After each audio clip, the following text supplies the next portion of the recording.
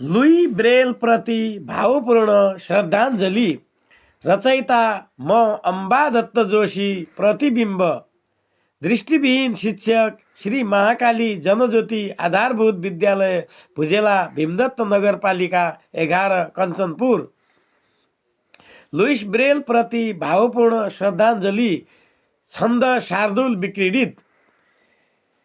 हे लुई ब्रेल, तिमी त ब्रेल लिपिका हौ, जन्मदाता भनी तिम्रो नाम लिइन्छ विश्वभरिमा, हौ खोजकर्ता भनी।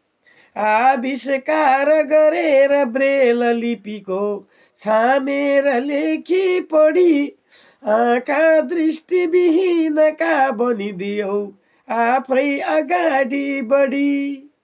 इस्वी सम्बत 4 हो जनवरी 1809 थियो, तिम्रो जन्म भएछ त्यही दिन बिसे, जो देश फ्रान्सै थियो।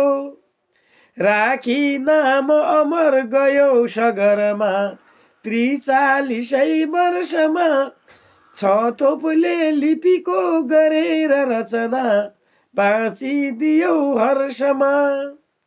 छाम्दै पढ्न र लेख्न सक्नु कसरी भन्दै तिमी गोतलियौ, नौलो पद्धति जो छ ब्रेल लिपिको पत्ता लगाइदियौ। हामी दृष्टिविहीन यो समयमा पूजा अनि तर्पण गर्छौं आज यहाँ सचेत मनले, श्रद्धाञ्जली अर्पण गर्छौं आज यहाँ सचेत मनले, श्रद्धाञ्जली अर्पण। धन्यवाद।